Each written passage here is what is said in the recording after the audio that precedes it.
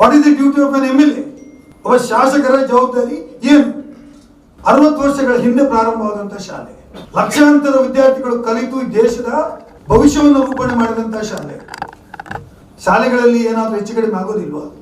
ಇಷ್ಟು ವಿದ್ಯಾರ್ಥಿಗಳಿರುವಾಗ ಒಂದು ಕಂಪ್ಲೇಂಟ್ ಕೊಟ್ರೆ ಆ ಕಂಪ್ಲೇಂಟ್ ಅನ್ನ ಇತ್ಯರ್ಥ ಮಾಡಲಿಕ್ಕೆ ಕಾನೂನು ಇಲಾಖೆ ನಿಯಮದಡಿಯೇ ಕಾನೂನು ಇದೆ, ಎಜುಕೇಶನ್ ಆಕ್ಟ್ ಅಲ್ಲಿ. ಅದಕ್ಕೆ ಅಧಿಕಾರಿಗಳಿದ್ದಾರೆ, DO ಇದ್ದಾರೆ, DDP ಇದ್ದಾರೆ. ಆಯ್ತು, ಒಬ್ಬ MLA ಅದರ ಬಗ್ಗೆ ಆಕ್ರೋಶ ಇದೆ ಅಂತ ಆದ್ರೆ, who has stopped that MLA to go to the principal chamber along with officers and inquiry to the matter? ವಿಷಯ ತಿಳ್ಕೊಳ್ಳಿಕ್ಕೆ ಒಬ್ಬ MLA ಯಾರು ಅಡ್ಡದಾರಿ ಮಾಡಿದ್ದಾರೆ? ಅದನ್ನು ಬಿಟ್ಟು ಟೀಚರ್ಸ್ ಗಳನ್ನ ಶಾಲೆಯಿಂದ ಹೊರಗೆ ಕರೆಸಿ, ಗೇಟಿನ ಹೊರಗಡೆ ನಿಲ್ಲಿಸಿ, ಬಾಯಿಗೆ ಬಂದಾಗೆ ಹೇ ನೀನು ಹಾಗೆ ಮಾಡ್ತೀಯಾ, ಹೇ ನೀನು ಹೀಗೆ ಮಾಡ್ತೀಯಾ, ನಿನ್ನ ಬಿಡೋದಿಲ್ಲ, ಜೂ ಹೋದ್ರೆ ಬಿಡೋದಿಲ್ಲ, ಹಾಗೆ ಹೀಗೆ. ಅಯ್ಯೋ, you are belongs to whom? ನೀವು ಒಬ್ಬ ಚುನಾಯಿತ ಪ್ರತಿನಿಧಿ, you are an elected representative. What is your responsibility? ಏನಾದರೂ ಅಂತ ಸಮಸ್ಯೆಗಳು ಬಂದಾಗ ಅವರನ್ನ ಕರೆಸಿ 4 ಗೋಡೆ ಒಳಗಡೆ ಕೂತ್ಕೊಂಡು ಚರ್ಚೆ ಮಾಡಿ ಸೌಹಾರ್ದಯುತವಾಗಿ ಪರಿಹಾರ ಮಾಡಿ ಇತ್ಯರ್ಥ ಮಾಡಬೇಕಾದವರು ನೀವು ಬೀದಿಯಲ್ಲಿ ನಿಂತ್ಕೊಂಡು ಅಲ್ಲಿ ಬಂದವರ ಹತ್ರ ಎಲ್ಲ ಬೊಬ್ಬೆ ಹಾಕಿಸಿ ಗಲಾಟೆ ಮಾಡಿಸಿ ಒಂದು ವಿದ್ಯಾದೇಗುಲಕ್ಕೆ ಅವಮಾನ ಮಾಡ್ತೀರಿ. ಅದನ್ನು ಸೌಹಾರ್ದಯುತವಾಗಿ ಪರಿಹಾರ ಮಾಡುವಂತ ಜವಾಬ್ದಾರಿ ಇರುವಂತ ಶಾಸಕ ರಸ್ತೆಯಲ್ಲಿ ನಿಂತ್ಕೊಂಡು ಸಿಸ್ಟರ್ಸ್ಗಳನ್ನ ಕರೆದು ನಾಯಿ ಬೈದಾಗೆ ಮಾತಾಡಿ, ಅವ್ಯ ಶಬ್ದಗಳನ್ನ ಮಾತಾಡಿ, ಬೆದರಿಕೆ ಹಾಕಿ ವಿದ್ಯಾರ್ಥಿಗಳನ್ನ ಕರೆಸಿ, ಏನದು G?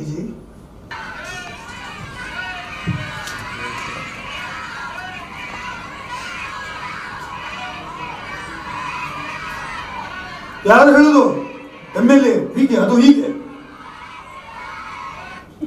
Is it the way MLA is behaving? ಮಂಗಳೂರಿನ ನಾಗರಿಕರ ಘನತೆ ಗೌರವಕ್ಕೆ ಕುಂದಾಗಿದೆ. I am also voter of Mangalore. ನಮಗೆ ನಾಚಿಕೆ ಆಗ್ತಾ ಇದೆ. ನಾನು ಜಾರ್ಖಂಡ್ ಅಲ್ಲಿ ಇದ್ದೆ, ಅಲ್ಲಿ ವಿಡಿಯೋಗಳು ಬರ್ತವೆ. ಕೇಳ್ತಾರೆ, ಇದು ಯಾರು, ಗುಂಡಾನ ಅಂತ ಕೇಳ್ತಾರೆ. ನಮಗೆ ನಾಚಿಕೆ ಆಗ್ತಾ ಇದೆ, ನಮ್ಮ ಗೌರವಕ್ಕೆ ಕಮ್ಮಿ ಆಗಿದೆ. ನಮ್ಮ ರಾಜ್ಯವನ್ನು, ನಮ್ಮ ಕ್ಷೇತ್ರವನ್ನು 10 ವರ್ಷದ ಕಾಲ ಹಿಂದೆ ಕೊಂಡೋಗಿದ್ದಾರೆ. ಮಕ್ಕಳು, ದೇ ಆರ್ ಮೈನರ್ ಚಿಲ್ಡ್ರನ್, ಅವರಿಗೆ ಕರೆದು ಹೇಳ್ರಿ ಅಂತ ಹೇಳ್ತಿರಲ್ಲ ನೀವು. ಆ ಮಕ್ಕಳು ಆ ಟೀಚರ್ನ ಎದುರು ನಾಳೆ ಪಾಠ ಓದಬೇಕಲ್ಲ, ಆ ಮಕ್ಕಳು ಆ ಟೀಚರ್ ಮುಂದೆ ಪಾಠ ಕೇಳಬೇಕಲ್ವಾ? ಮತ್ತೊಬ್ಬ ಶಾಸಕ ಹೇಳ್ತಾನೆ ಬಹಿಷ್ಕಾರ ಮಾಡಿ. ಏನು ಸಾರ್ಥಕತೆ ಮಾಡ್ತೀರಿ? ನಿಮ್ಗೆ ಈ ವಿಚಾರದ ಬಗ್ಗೆ ಕಳಕಳಿ ಇದ್ದಿದ್ರೆ ನೀವು 4 ಗೋಡೆ ಒಳಗಡೆ ಕೂತ್ಕೊಂಡು ತನಿಖೆ ಮಾಡ್ತಾ ಇದ್ರಿ. ನಿಮ್ಗೆ ಅವಕಾಶ ಇತ್ತು, DC ಹತ್ರ ಮಾತಾಡೋ ಅವಕಾಶ ಇತ್ತು, ಯು ಆರ್ MLA, ಕಂಪ್ಲೇಂಟ್ ಕೊಡುವ ಅವಕಾಶ ಇತ್ತು. ನಿಮ್ಮ ಹತ್ರ ಸಿನ್ಸಿಯಾರಿಟಿ ಇಲ್ಲ, ಪ್ರಾಮಾಣಿಕತೆ ಇಲ್ಲ. ನಿಮ್ಗೆ ಬೇಕಾಗಿದ್ದು ಪ್ರಾಮಾಣಿಕತೆ, ಸಮಸ್ಯೆಗೆ ಪರಿಹಾರ ಅಲ್ಲ.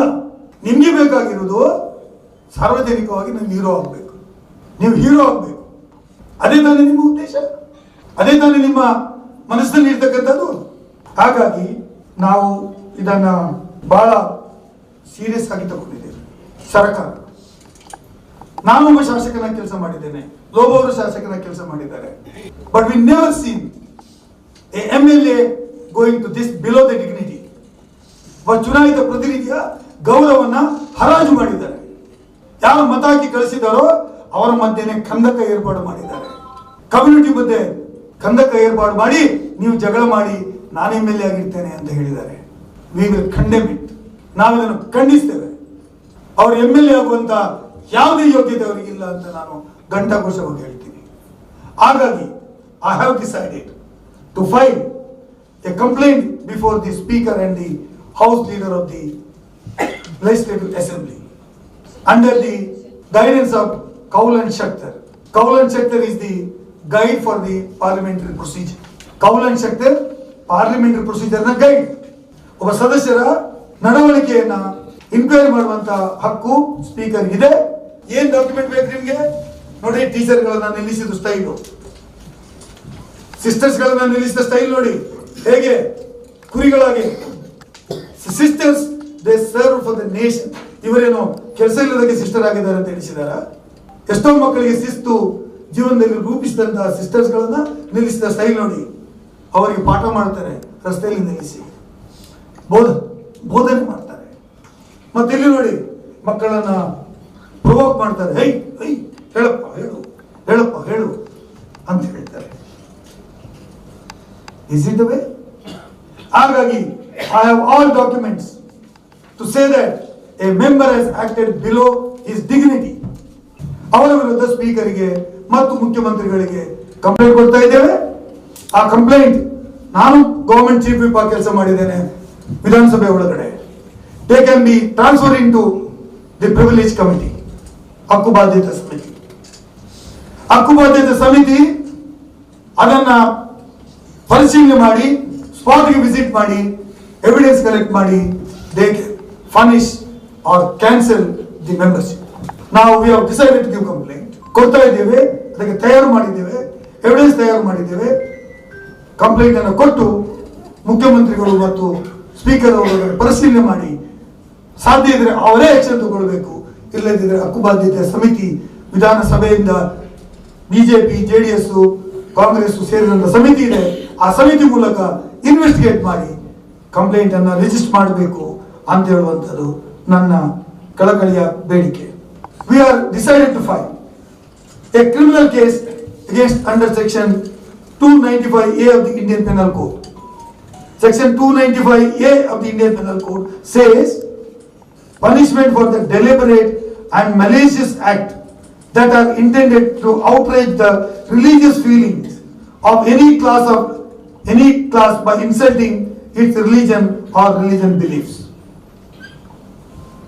Or another section 153A, promoting enmity between the different groups on the grounds of religion, race, place and birth of residence, language, etc., doing the act prejudicially to maintenance of the harmony. Innondu section also 506, punishment for criminal intimidation. ಈ act ಗಳನ್ನ ಮಾಡಿದ್ದಾರೆ ನಮ್ಮ ಶಾಸಕರು. ಈ ಎರಡು complaint ಗಳನ್ನ register ಮಾಡ್ತಾ ಇದ್ದೇವೆ. ಮಾತ್ರವಲ್ಲ, ಅವರು ಮಕ್ಕಳನ್ನ ಬೀದಿಗೆ ತಂದಿದ್ದಾರೆ. ಮೈನರ್ ಚಿಲ್ಡ್ರನ್ ವೇಟ್ ಮಾಡಿ ನಿಂತು ಅವರಿಂದ ಘೋಷಣೆ ಕೂಗಿಸಿದ್ದಾರೆ. That is again violation of human rights and the child protection act. ಒಬ್ಬ ಶಾಸಕರು ಬೇಲಿಯ ಒಲಮೆಂದಿದ್ದಾರೆ. ಮಾತಾಡಿದ್ರೆ ಹೇಳ್ತಾರೆ ಇವನ್ನ ಅಪ್ಪನ ಶಾಲೆ ಅಲ್ಲ. ಸರಿಯಪ್ಪ, ನನ್ನ ಅಪ್ಪನ ಶಾಲೆ ಅಲ್ಲ, ನನ್ನ ಅಪ್ಪನ ಶಾಲೆ ಅಲ್ಲ, ವೇದವಾಸ್ ಕಾಮತರ ಅಪ್ಪನ ಶಾಲೆಯೂ ಅಲ್ಲ. ನನ್ನ ತಂದೆಯ ಬಗ್ಗೆ, ಇನ್ನೊಬ್ಬ ತಂದೆಯ ಬಗ್ಗೆ ಮಾತಾಡಬೇಡಿ ಶಾಸಕರೇ. ಇದು ನಿಮ್ಗೆ ಇದು ಒಳ್ಳೇದನ್ನ ತರುವುದಿಲ್ಲ. ಮತ್ತೆ ನಮ್ಮನ್ನು ಚಾಲೆಂಜ್ ಮಾಡಬೇಡಿ. ನಮ್ಮನ್ನು ಚಾಲೆಂಜ್ ಮಾಡಿದ್ರೆ ಒಳ್ಳೇದಾಗಿರೋದಿಲ್ಲ. ನಮ್ಮ ಕ್ರೆಡಿಬಿಲಿಟಿಯನ್ನ ಚಾಲೆಂಜ್ ಮಾಡಬೇಡಿ. It is not your duty being an MLA. ಇಷ್ಟನ್ನ ವೇದವಾಸ್ ಕಾಮತಿಗೆ